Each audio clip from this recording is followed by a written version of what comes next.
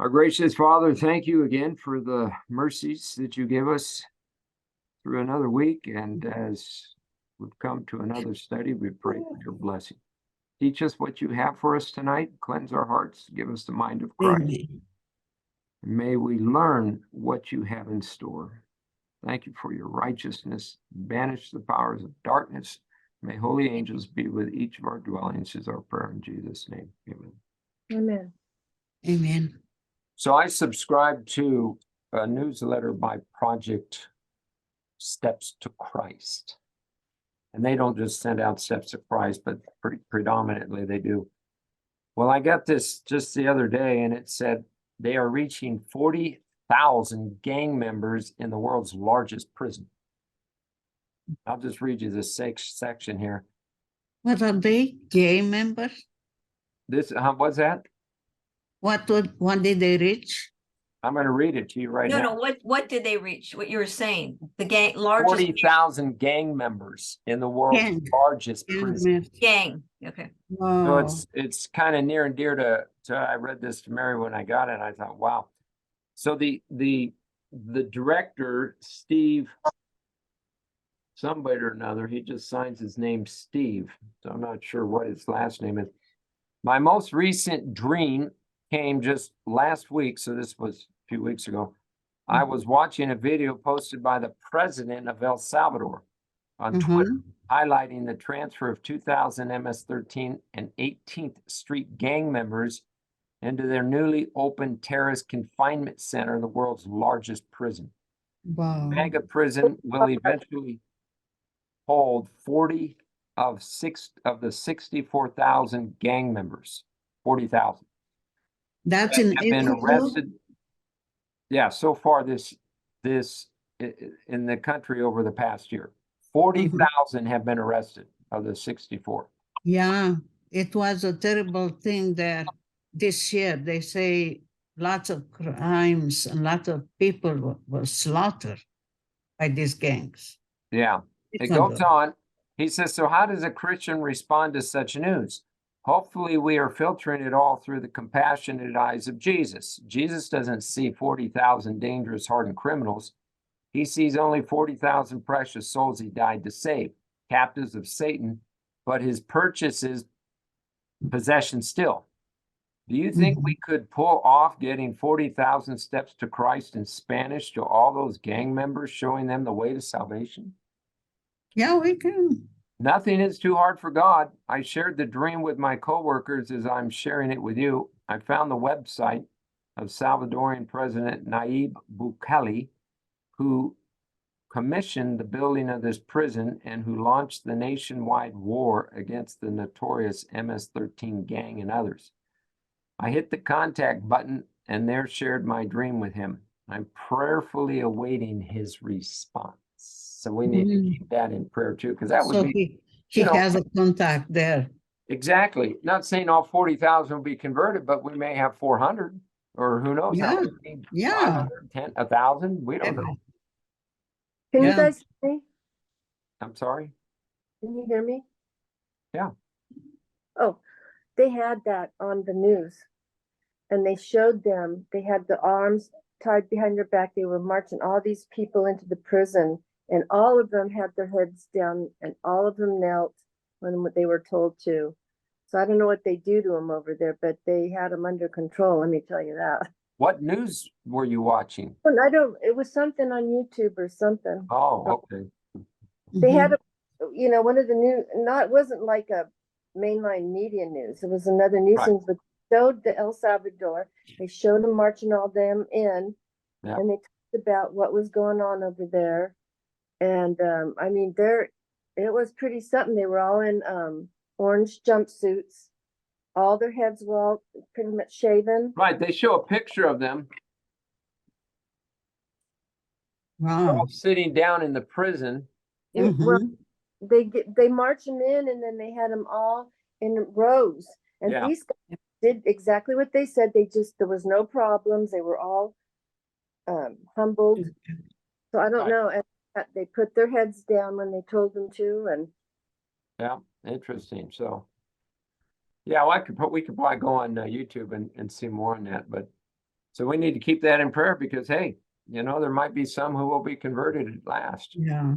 So I'm we got to pray that the president will say, yes, Accept send the, them. yeah. Hey, I would think any president, you got 40,000 hardcore criminals, maybe some will be converted. I don't know. So anyhow, I wanted to just go over that before we get started.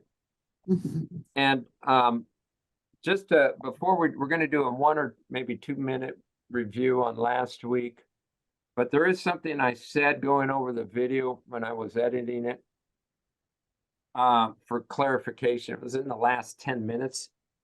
And I made this statement, Deanne brought up about our amygdalas being cleansed, the importance we need to have that, and I commented on it.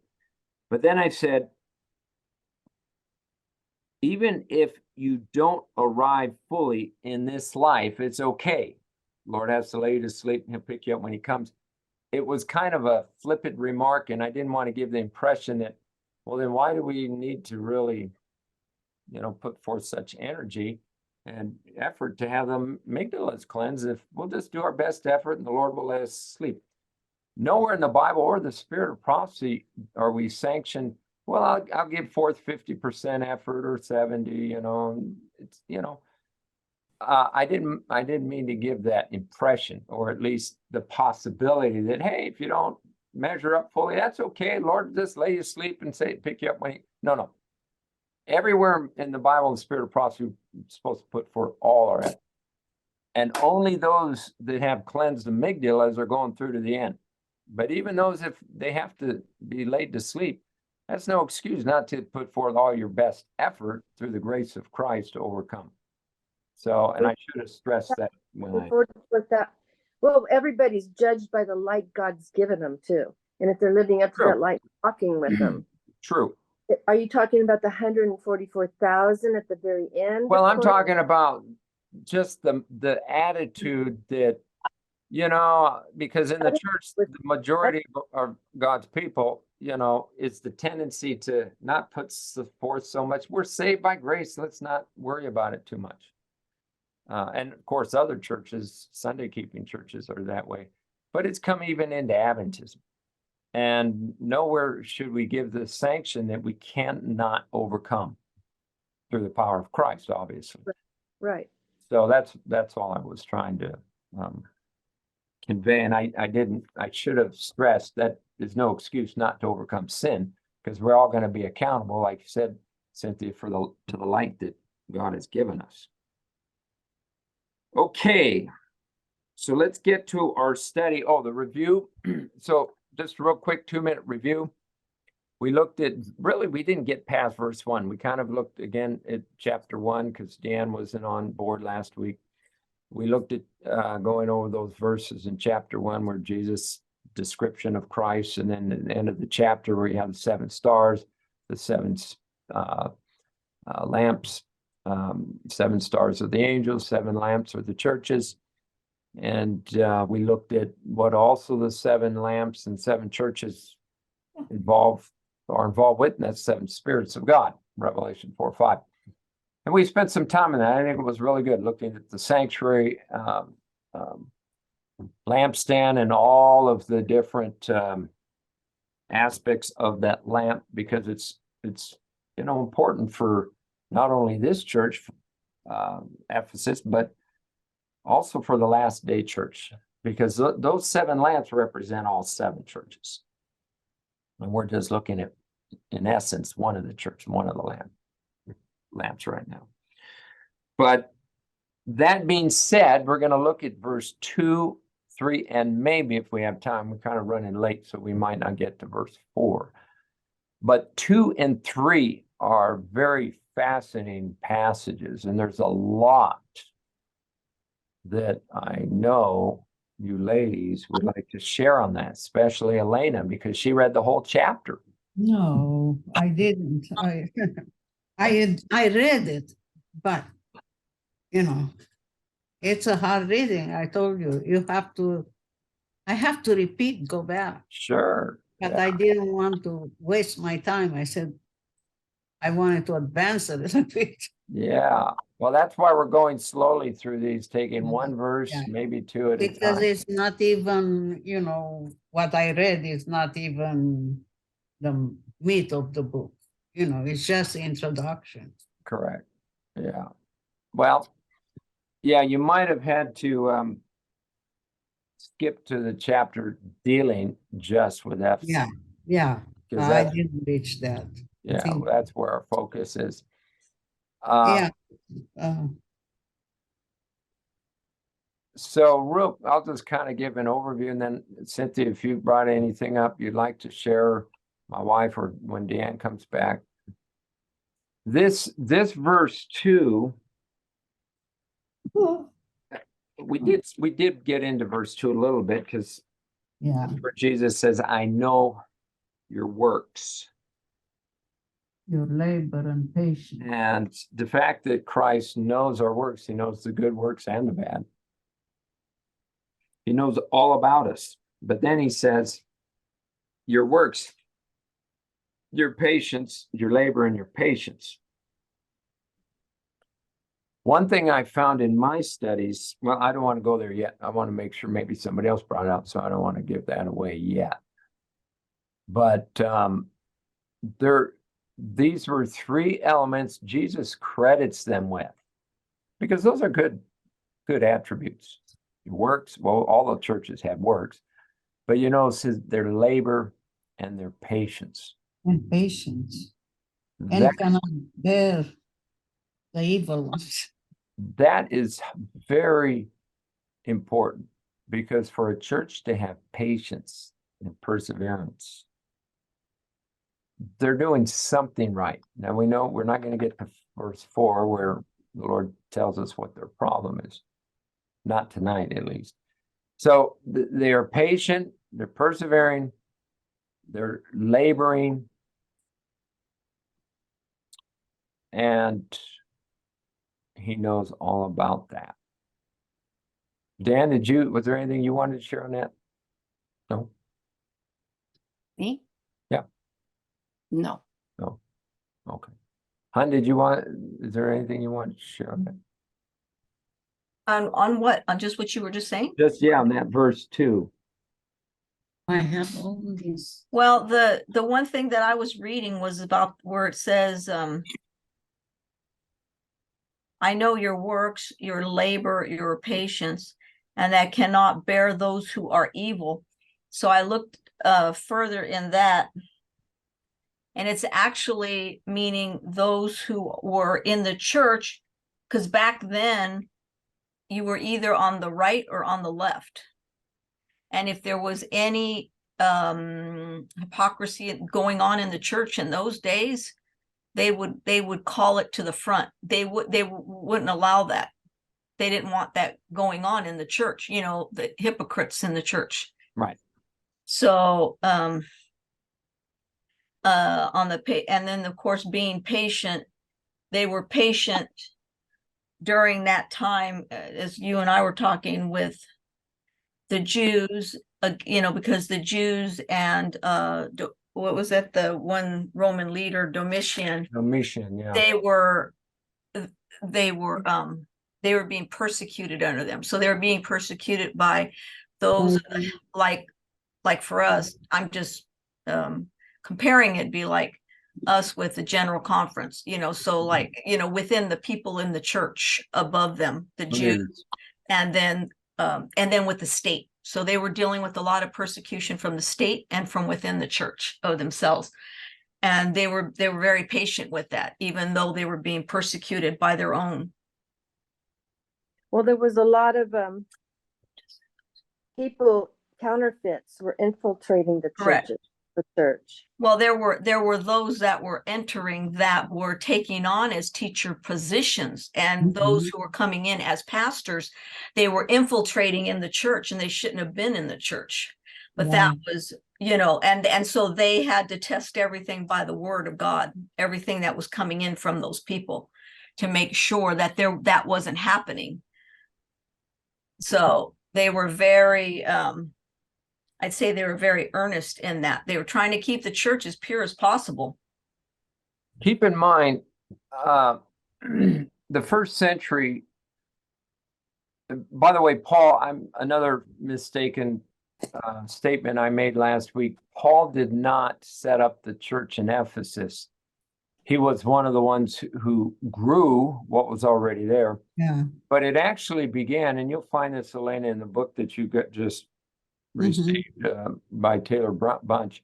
I was reading in that earlier today that there were actually some believers that were converts from John the Baptist in Ephesus before Paul showed up.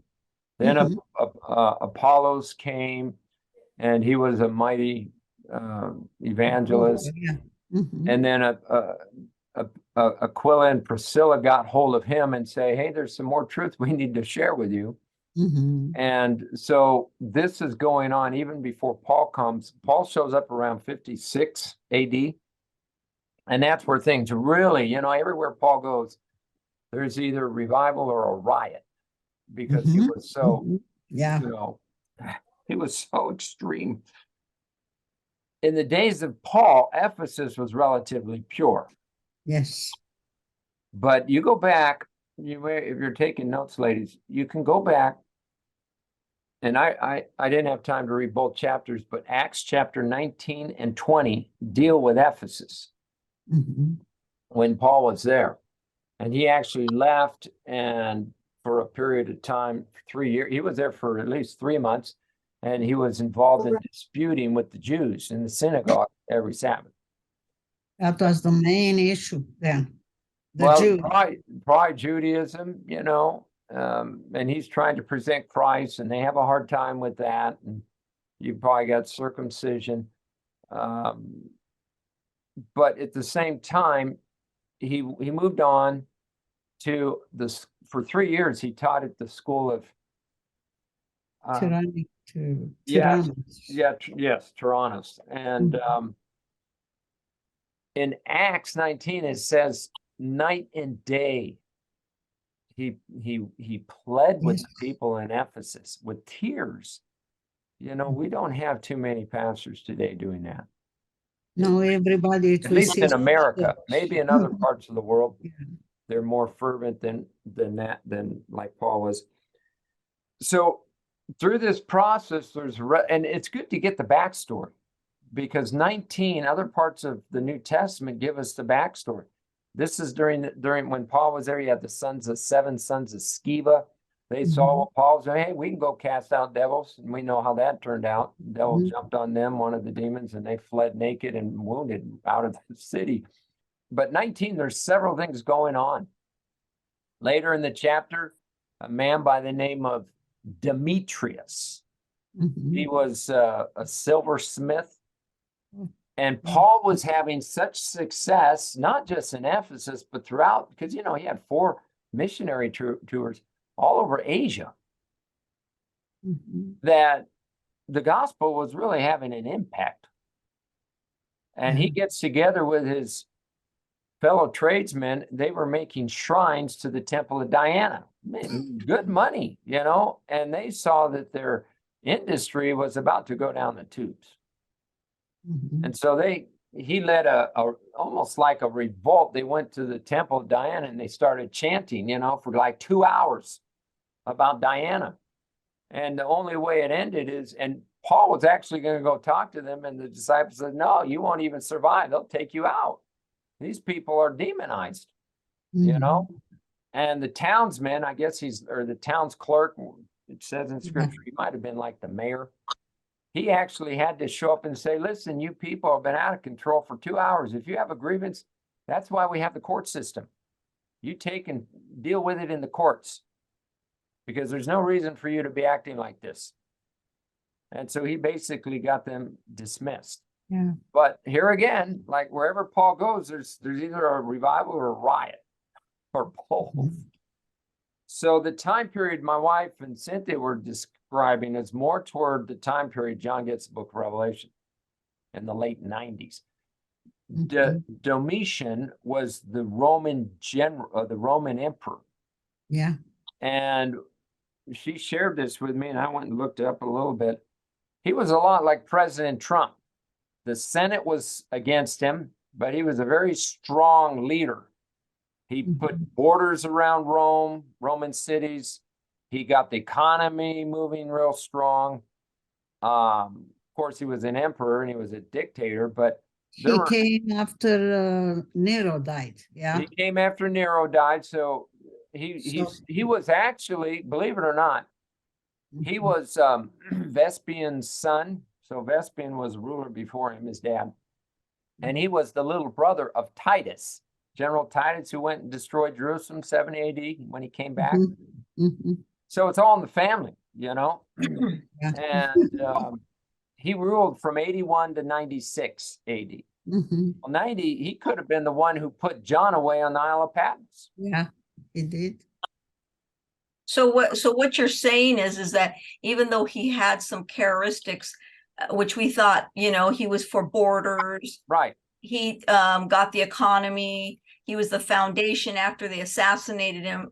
The economy that he set up with the coinage and everything was the foundation of the, you know, continuing Roman Empire. Bad came from him because he forced religious persecution on those that wouldn't follow the way he dictated them to follow. So even though he had these good qualities, the good qualities took over in really to his head, and he wound up forcing religious for them to follow religious dictatorship the way he wanted it done. So they didn't have any, you know, that's why they were under persecution during that time. Yeah. But there's the similarities to President Trump. It was. And they said that there even was propaganda. But you can see how you got some good qualities and how it can turn bad. Yeah. Because the rulership will take over, and it was in the religious realm that it took over too. He took over in that religious realm, but he forced them to do what he wanted it, how he wanted it to be served. So they didn't have a choice. That's why there's Christian persecution, you know, the latter part of the first century. Yeah. But you know, studying history is fascinating, and that's why when we are now spending time going through these 7 churches slowly, you get a better feel for the brethren in Ephesus and what they were having to deal with. And so, as we will see, at least with 5 of the 7 churches, the sandwich effect. Jesus gives them, you know, you're doing this right, you're doing this, it's great, this, before he kind of says, but, and then he builds them up again. And so we're looking at that first segment, verse 2. I know your works, your labor, your patience, you know, you're putting up with all this, because they were beginning to be persecuted. Now, the persecutions were going to get more severe into Smyrna when we get there, but they were holding firm. And as my wife brought out, they had a problem with these Jews. They were testing and trying these Jews. It seems like wherever Paul went, he had problems with the Jews. Yes. And not just Paul, Peter, I'm sure they all did. So, how do we? Even the women in the community where Paul was going, the women, Jewish women, were starting rebellions. Remember? Because it's a mindset. It's not just the men. Yeah. So, how do we apply that today with fellow Christians, or even Jewish mindset in our own church? I don't know. Spirit of Prophecy is really good to read the Acts of the Apostles, page 578 through 581, because she talks all about where they began in their childlike faith that they had and how it grew, like where it turned for the bad, you know, when they began to lose their first love. And it was interesting because it seems like as long as they kept their love for each other, what united them, what gave unity, she says, was basically the old standard bearers fell at their post. And what wound up happening is that the false doctrines that were urged into the church in order to gain more to come into the church. So they were no longer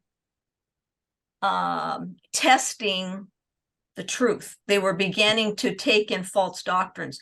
So when those standard bearers fell and the false doctrines came into the church, the separation began between the members. That's what separated them. That's where the separation began. And then the love for each other also began to wane. Yeah, that's what kept them together. And those things are what pushed them apart. What were the pages on that, Mary?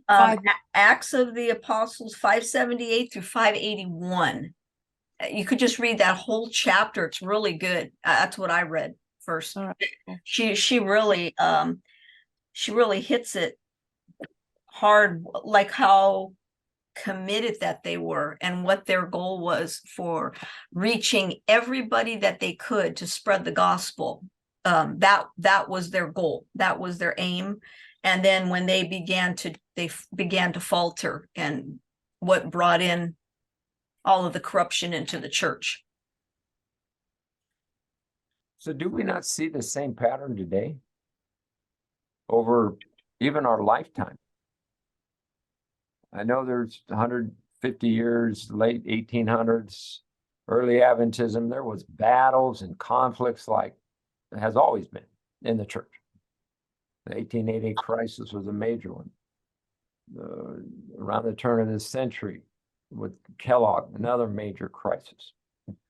But throughout the 20th century, we have seen much of what my wife just described with the condition in Ephesus in the first century. We've seen it in our lifetime, you know, because light and darkness cannot dwell together. It's so hard, you know. My brother in Romania, he is the elder in the church. So they had to disfellowship somebody because it's somebody in Romania started to go back to what E.T. Jones and Wagner study and how they were fought against and everything. So that General Conference from 1888, how it was rejected. So a pastor started to bring that back in Romania. So I think in Romania, they didn't have that so much light on what happened then. So he started to preach and to say that the church, okay, they have to prepare for the wedding and they have to belong to the church to get that white robe. And I don't know how they put it, but it just made such a stir in the church, saying, if you don't do that, if you don't accept this, and the people already, you know,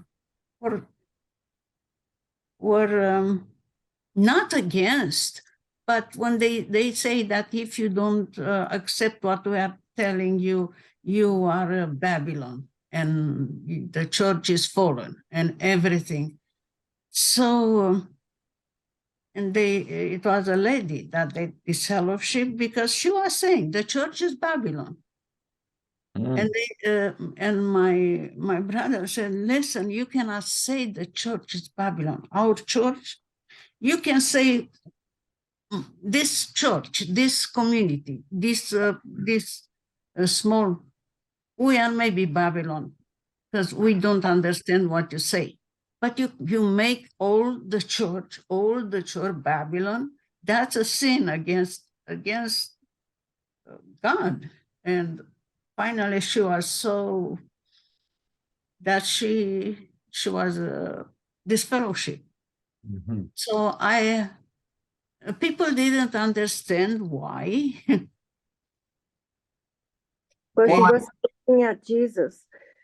You have to, the love of Jesus has to be preached in the church. Yeah, but you see, The doctrine will happen. They'll fall into place if Yeah. with the righteousness by faith and the love of Jesus, Yeah. the love of Jesus is given to every person. Then all those things fall into place. All the doctrines. yeah, I don't know. I was not there, but my sister-in-law was visiting at that time the church and said, "Oh, I uh, I didn't like that church, what they were, you know." But this church has its own problems Yeah. with people that are stirring troubles. And how can you deal with them if you don't do something? The other thing too, Cynthia, the love of Jesus, it also involves the Elijah message, and that is not a popular message, Yeah. calling out sin in the church. Mhm. Oh, And yeah. that in Which is itself what- would create conflict. Yeah, which is what the Ephesus church did. They Mhm. wouldn't allow it to metastasize into Yeah. the church. Mhm. Yeah, Yeah. you have, yeah, I understand that. But And- sometimes people stop looking at Jesus Christ, who, who is always going to be with us and goes through those 7 candles and 7 churches. Yeah. That when things get rough,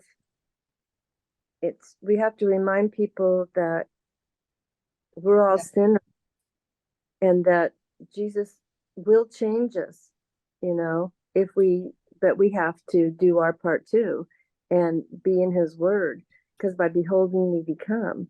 True. So the more you get back to the word and you look at Jesus, the doctrines just become a part of your life. Yeah, but the doctrines should have Jesus in the middle of each one of Yeah. them. And see, that's the problem that the men are having in the prisons with Doug Batchelor's messages, his little books, because it's great to know the doctrines, but if they don't know, that's why all through the book of Revelation, it says, I know. Why? Because the Lord's trying to bring that relationship of knowing him, because that's, like you said, is the basis for everything. But we're doing it backwards. Mhm. So a lot of these men, they're getting, the state of the dead, and those are important. That's important. But Jesus is supposed to be in the middle of every one of those doctrines. That is the word. And so we've got to figure out a way to share those doctrines in love with those coming into the church, which the basis should be to know him. And that's not happening with a lot of these materials that we have. It's not. And that's, I just went through Doug Batchelor's, I'll show you which one it is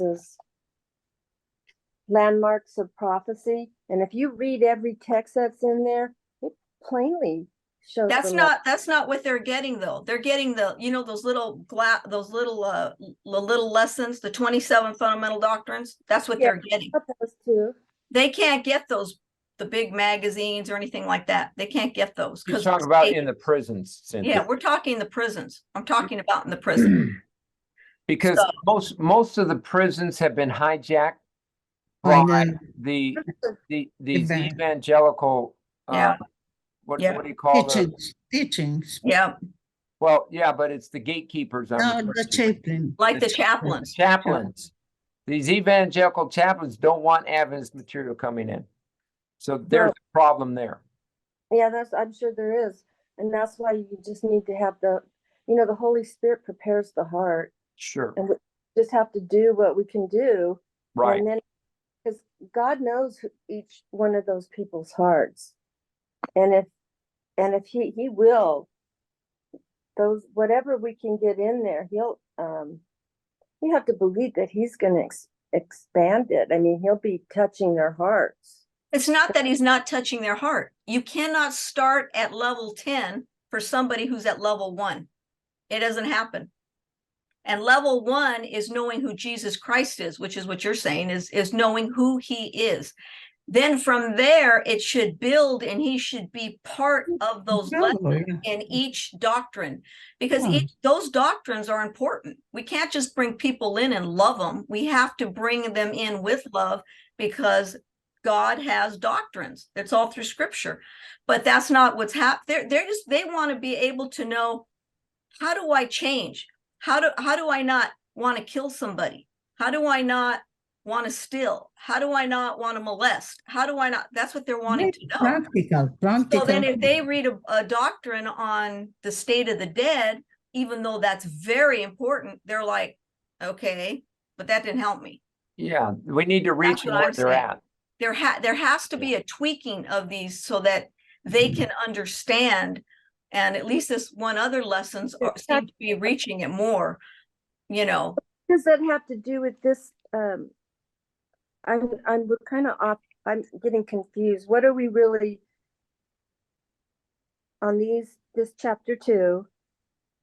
What we're trying to do in these series of lessons is make it practical. What? So what each of these churches, and we're still in the first one, the Ephesus church members were going through, what can we learn from them and apply to our lives? And as Mary was mentioning, as time went on, the crisis was they had persecution, not only from the Jews and the quote general conference, possibly, but from the world inside, and from the secular government. And they're trying to hold on to the truth, but the devil is beginning to bring in false teachings, false teachers, and people are losing their love for one another. Yeah, because they don't trust that. They cannot trust that. Right. It's a cause. And so we see the same thing in our church today.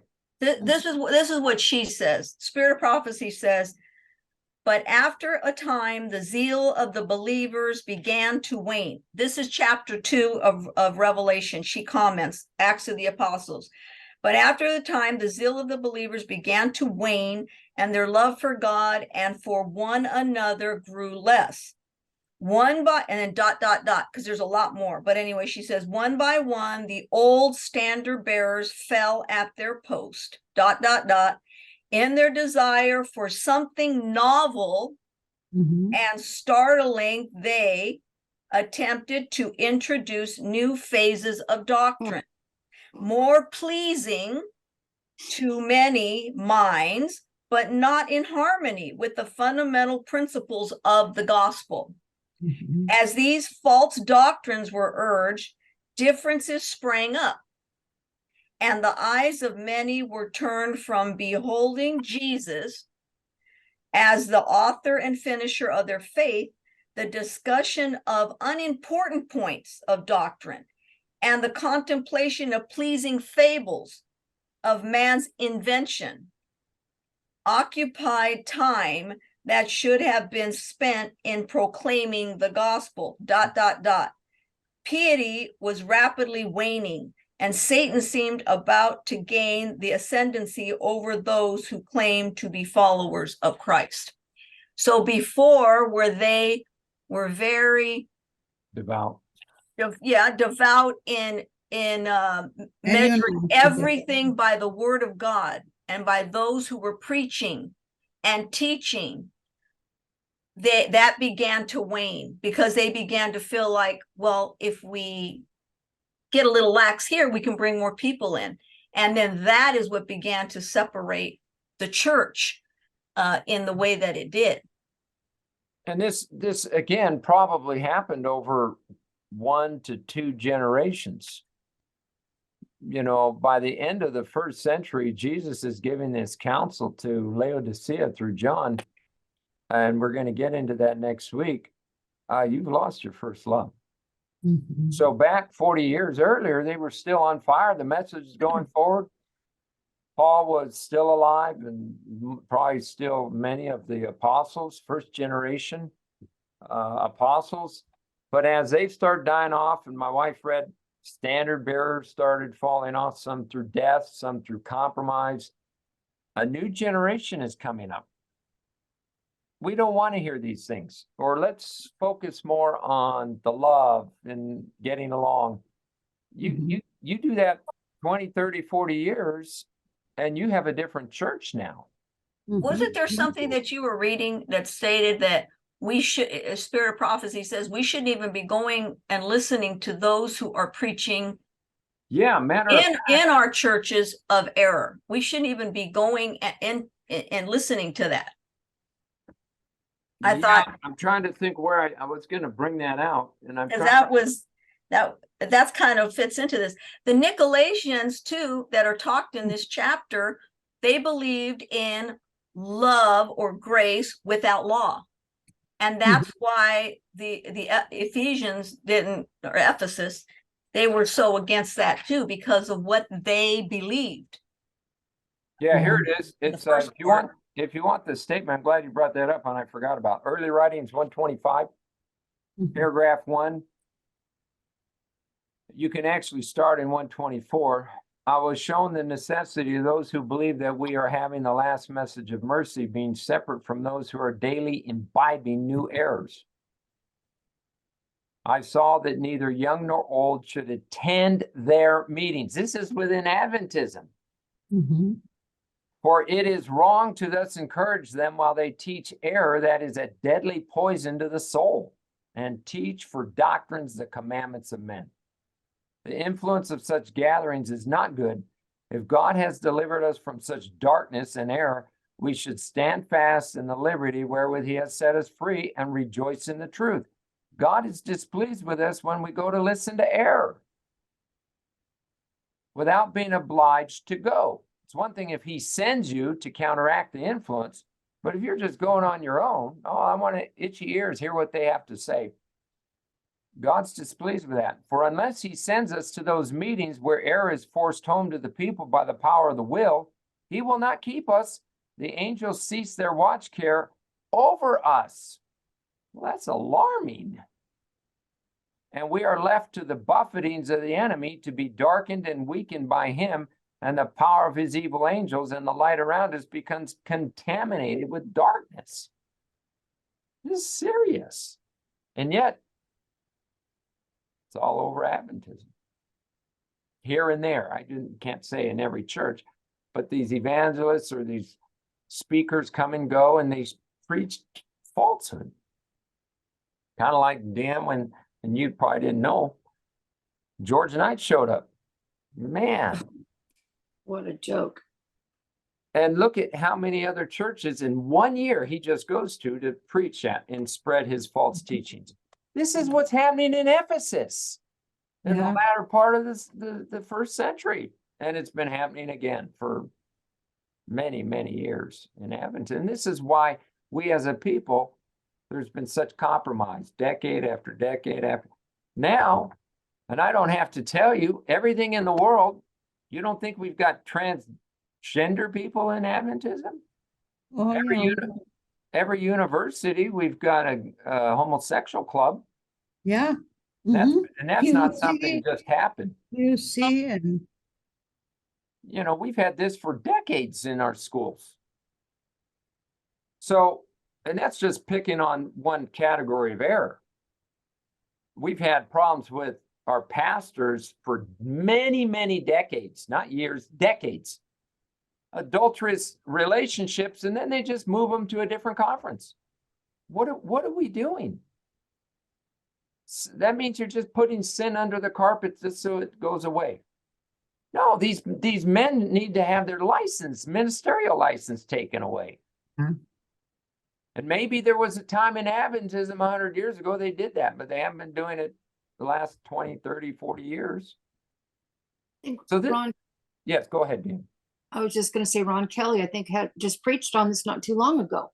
He said that there was a bisexual in our country that lost his license, but now there's a German that they don't know if he's going to lose it or whatever. But anyway, he's talking about this air that has been steeping in with just music alone.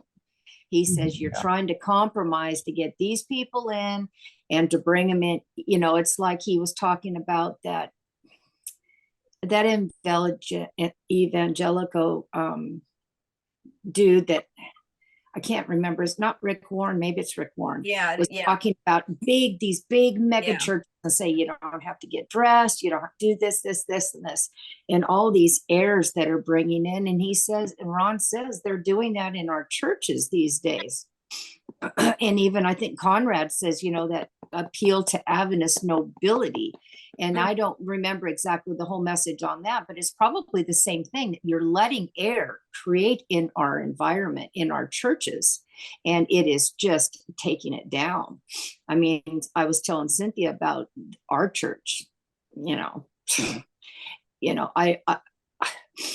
you say not to go listen to it. And I've kind of been on the thing with Lemons going, if we don't go and try to help the few that we can, who's going to do it? Nobody's going to do it. There won't be anybody to do it. And so, it's like, are they outright teaching error, or is it more that it's just, you know what I mean? Because you've shared that with us. It's kind of more, so that's a little different. You know what I mean? It is a little different. Yeah. And there are people that are really, that are suffering. Suffering terribly right now with depression and all these things. And nobody in our church is there to help them. I mean, we have nothing. So you can see the church in this division in America, the Adventist church. I don't see how it's growing when this is probably more the status quo in every state. It probably really is. Maybe 50% of the churches are in a state like your church there. So if you don't, so your elders, the older people are all getting so old, they're taking care of their mates, or their health is gone. So when they're gone, who do you have left? Well, you don't have anybody. These older people that are willing to help other people, they're helping their significant other. I know I can think of one, Hugh. He's taking care of his wife. She didn't even come to church again Sabbath. She's declining so bad that she doesn't want to go to church now. She won't get dressed. I mean, there's all kinds of things. The pastor's wife is dementia. He can't even leave her home alone anymore. But do you see the problem when you have, and I don't know if you have any young people in the church or children. If it's an aging church, 50, 60, 70, 80, or then 60 plus, and majority are Mary and I were in church in Mariposa. The average age, I think, was 78. Yeah. And it was a small church. It only had 40 members. Yeah. 50. Yeah. But when you have an aging church and you don't have young people coming up, 20s, 30s, young families, the church will eventually die out. And it's do you have any other people though that feel the way you do? I don't think so. No. I don't think so. At our ages, in our 60s, no. And if there is, I know Hugh's taking care of, he goes and visits people at home that are homebound. But all these other people, these younger people, there's two younger people in our church that are suffering terribly. One lady's been a member here for 20 some years, and she's so suffering with depression, and nobody's doing anything. See, you've got a problem with leadership. You don't have leadership dealing with the issues in the church. No, we have none. Yeah. But anyway, I don't want to take up all the time. Exactly the things that's happening in our church is just bringing in slowly but surely. And we're lukewarm. Everybody just comes, they put in their Sabbath, and then they go home. Or they go to potluck, then they go home. The thing is if you don't have, I think I mentioned this, well, I know I mentioned it to Deanne, and I think I mentioned it to you, Rod, that the churches need to have a section of the gift of helps and make it a fun thing. Make it a wonderful thing, because there's too many people in the church that need help. Everybody wants to go out in the world and do this and that. If your family isn't binded together, how can you really help other people in the world? Because you know what I'm saying? You have to have everything. But where does that start? Because the church, we are the church. The people are the church. So where does it start? You It need to have starts leaders. people that The say, leader- well, start a group, the gift of helps. That way that you have, and teach people what that is, because the gift of helps reaches out to a doctor or to a nurse or to a little, to young people, you know, when they see something or whatever work thing that they're in. And it has to be something that, Okay, so let's People are bring it to practicality, Cynthia. Go up to Magalia, start the gift of helps. How are you going to start it up there? because it starts, there has to be some organization, Exactly. and then when you have a pastor that is, or elders that are understand it, you know, they can bring in, because the gift of helps, of course, there's going to be a core, but it teaches other people in their workplaces how they can be helpful in all sorts of different ways in Okay. their attitude and everything. It just expands out. Okay, just- but that's all great said and done. But if you have people in that church, if you have like that church, and let's say you have, you know, these ideas, right? And they're doing this one little group, they've been doing that. My point is that it's not going to grow any bigger than that unless the leadership allows it. Right. Well, that's what I just said. You have to have leaders. And that's not gonna happen. From what I've been told, that's not gonna happen. Because the leadership says That's I'm just go. telling you from what I've been told from the people there. And you can go in and do little things here and there to help people, but once it gets to a level where That's right. they are not comfortable with what you're doing, they'll shut it down. That's what's sad, because God is trying for all of us to finally cut us down, to get the pride out of our life so that we will let him do his work so we can go home. But that's not happening. It's not happening. So Very then you few have to kind of churches. figure something else to get more creative.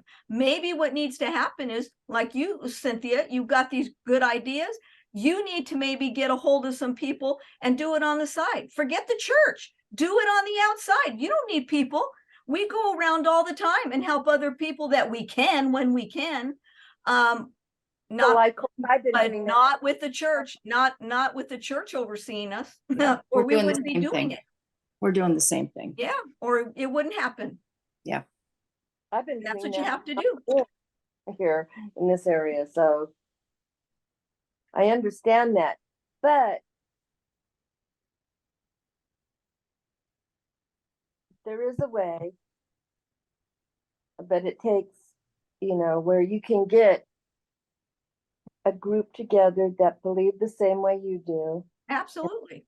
and put some, not just from one church, it has to be a group outside of all the churches that are Adventist, and then come in and present, you know, have the workshops or have Well, the, that's really not going to happen. That's really not going to happen. There's If no you way can you're get going to 3 or 4 churches together, Gridley, Cynthia, Oroville, Paradise, Chico, Magalia. There's no way, because they got their own. That's what I'm trying to say. That's why you can't think that way. You've got to get your great ideas and you've got to do them on your own, or it's not going to happen. You have to find like-minded people. Yeah, you had these Minded great people. ideas. Yeah, exactly. It is great. That's all you can do. and the best way, Cynthia, is you Oh. start on your knees and you Yeah. say, Lord, bring me one tell you, person. there was just a violinist up at the Magalia Church. He's been at, I think he just was at Gridley.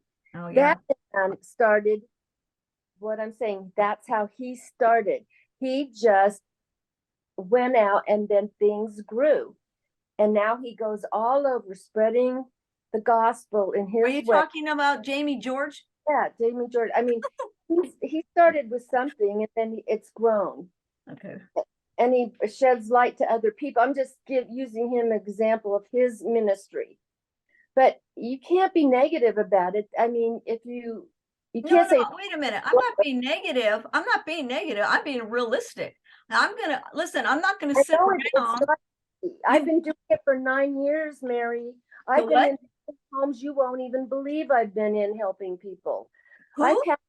I've been in people. I said I've been doing it on my own for 9 years here. And that's the best thing to do. You're getting more done than going through the church. That's my point. Because they've got what they're gonna do. And they don't But- want someone coming in upsetting the apple cart. They don't. Most Well- of our Adventist churches are that way. We have come to the point in time where, and this is why ministries, independent ministries have sprung up the last 10, 15, 20 years. They've had to, out of Because necessity. we can't Yeah. work with the Yeah. church. Yeah. And God is using them because they're holding on to the truth. And the day's coming, we all know this. It's not here yet, but it's coming.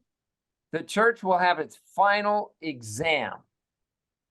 And those who have become more like Christ, trying to work with the church or work outside of the church, but as Adventists, they will be tested as well as those inside the church. But ultimately, there's going to be a separation final, wheat and tares.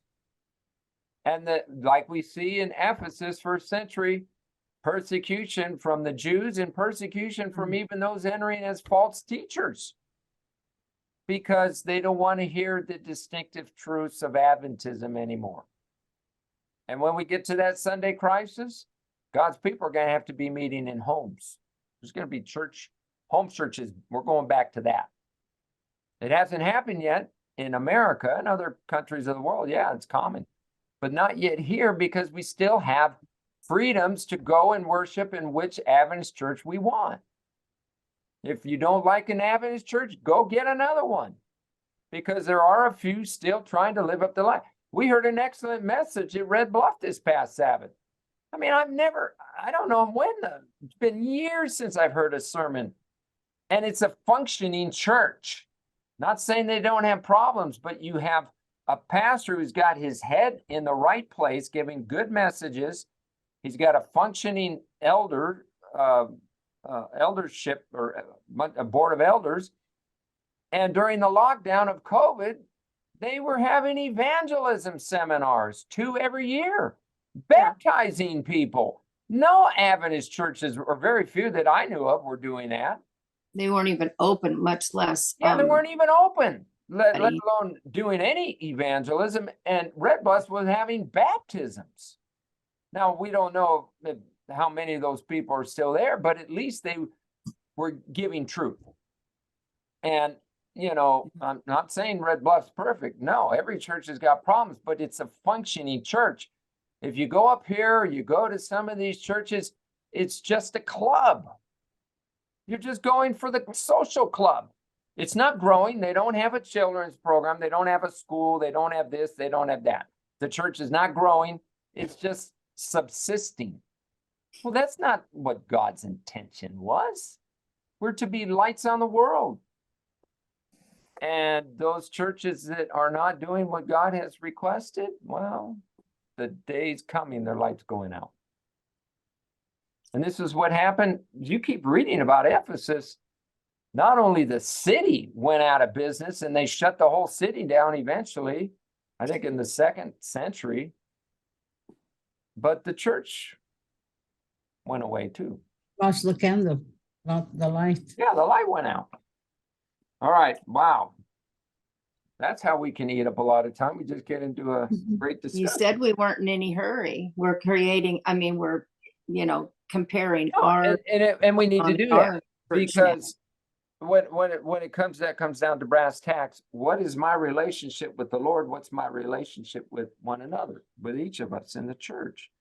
And there are just some churches. This is why, just not to keep laboring this point, but this is partly why Save to Serve was raised up with Pastor Enriquez, because he couldn't preach the distinctive message through the church.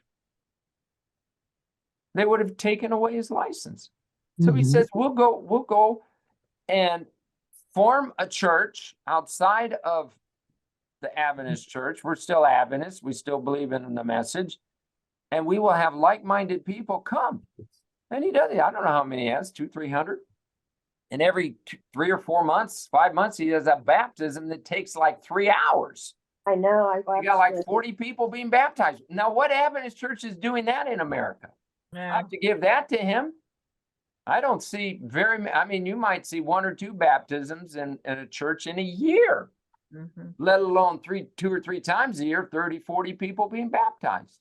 Okay, so he's a perfect example of what I'm trying to say. He started that way, and then he has all these little outreach programs. He has the kids going on the street asking questions. He's got this, got that. People are helping other people, and it grew.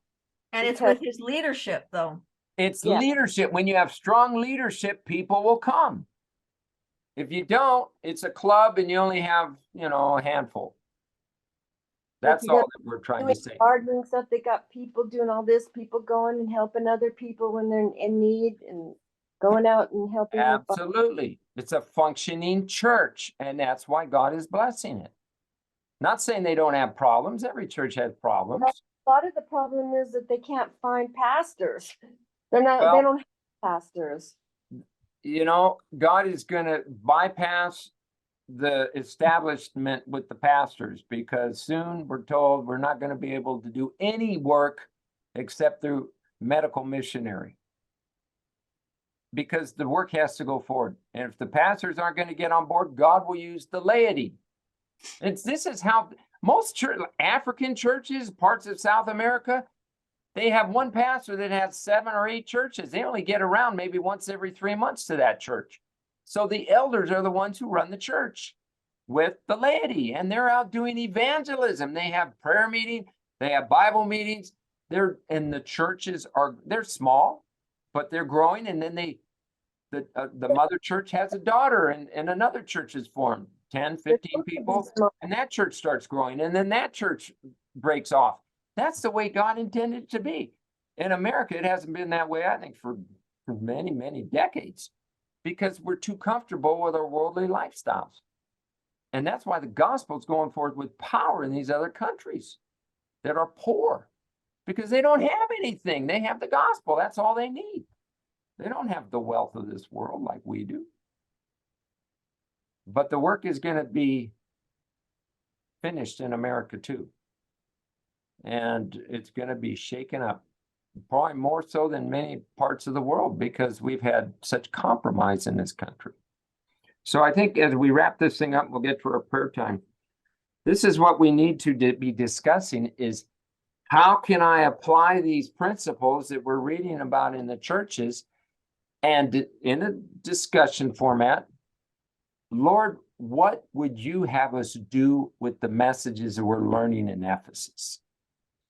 Dan and Eldon have their hands full because they have a church a lot like this one up here. So they're trying to figure out ways how to minister to people in the church, but not going through the church channels, because you've got, There's no use. it's not functioning. It wouldn't go anywhere. It would dead end like a wall. So then you have to go, how can we get around to help these people? And that's what we have to be looking I at. see a lot of change in the Magalia church. Well, there's a lot of change, but it's still the same mindset. You get a couple, 2, 3, 4 people at the top. No, this is the way we do things. And if it's not that way, we don't do it. What? Since when? I mean, that's like the papal system. It's a hierarchy. And that's why the church only has about 40 or 50 people going every week. They have to It's go a to the club board. mindset. They're not interested in evangelism. If they were, they would be functioning. What was that, Go Elena? to bring changes, they don't want to hear it. All right. What was that, Elena? Or Elena said something. Elena, I'm sorry. Go ahead. I said that I don't know what I wanted to say. I lost my train of thought. Sorry about that. Yeah. I think we should also pray. I wrote down a little note when you said in the beginning that the evangelical chaplains are not allowing good information besides amazing facts. So what about truth links? How is that in relation with sharing the love of Jesus with everything else, instead of just putting out our 28 things of Right. doctrine, Well, then you get to I something else. really like the truth. I list. think that what Rod he does send those in to some of the men. some Right. of the men, Yeah, so exactly. you can send them in. You can send, Yeah. you know what I mean, in the prison, but in the unfortunately in the jail system, they won't even accept amazing facts. What about Gabriella? I've been praying for her in Phoenix that she's a chaplain, Yeah, that she was, yeah. I'm praying for her to Yeah. allow good information. The spirit of prophecy is what I have a little note Right, down in that jail where she's at, that she will be converted. Yeah, we need to keep on praying for her. At least the breakthrough we've made is with the Yavapai, in that we're sending them in now the lessons through Revelation publication, and they're seeming to like those better because they're more practical to their life. So like, of steps to Christ, or Christ object lesson, or all those, and then the study ones, right? they won't hold those back. They'll let me send those in. And they those the other, but these ones at least are going in now, and what they're doing is they're starting groups out of those books. So that's one breakthrough we've had. It's the spirit of prophecy. So steps to Christ, the instructional one, right? To me, I think what a perfect book to get in the jail. Yeah. To me, you can apply that more to your life. Absolutely. And you get the amazing fact. Yeah. I mean, I'm not cutting down to bats or anything, No. but there are rules and regulations instead of who Jesus is and how do I relate to him in my life? How does he stop me from killing somebody or from whatever? Right. Right. Yeah. Right. Oh. Yeah. Well, So we'll keep praying for that. That's what I'm going to keep praying for it. Yeah. And that's what we're praying for, just continued loopholes, legal loopholes to get in and do what we can do before, the doors are going to be shut. Yeah, the day's coming. And that will happen. That day will happen, One thing I did want to mention though, I know you guys studied it already, but was about the lampstand. And there's a really good, it's this day with God, and it was March 30th. And she says that the oil that is in the candelabra it was golden oil that went in the golden bowls, and that heavenly messengers waited around the throne to bring those answers to those prayers. And she says some more in there, but knowing that, gold in the oil, being oil, so it was love, it's just all through that candelabra, that oil, it's golden oil in the golden bowls, because there's just so much symbolism in just the lampstand alone, Did you give a day for this day with? It was this day with God, March 30th, because it's a devotional. Yes, and it's a really good one. We've started In Heavenly Places, and it talks a lot about angels. And oh my goodness, what really good ones I've enjoyed that I haven't read before. Yeah. But it says even if we speak unkind words in our house, they leave. Yeah. Oh, absolutely. And I'm going, what? What? No, wait a minute. Come back. Yeah, well, the counsel that God has given this church should make every Seventh Adventist tremble. Oh my goodness. If we don't have the love of Christ, if we don't have the grace of Christ, if we don't speak the words of Jesus and the attitude, angels don't want to be here. Yeah. That's right. That through my attitude, angels are fleeing. Yeah. No, absolutely not, Lord. And that's why, as my wife said earlier on, we need to be humble. The church of Ephesus, early on, they were pure. They were patient. They were humble workers, trusting the Lord.